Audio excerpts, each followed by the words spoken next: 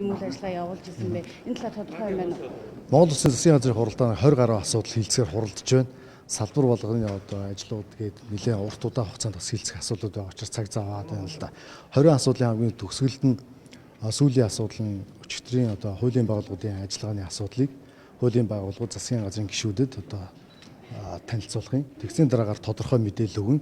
Засгийн газар одоо байгаа тодорхой мэдээлэл юм бол прокурорын хяналтанд ор цагдаа тагнуулын байгууллагын гүйцэтгэх ажил явуулсан. За энэ хүрээнд цахим гэмт хэрэгтэй холбоотой гэж үзсэн учраас гадаад улсын иргэдийг саатуулж байгаа.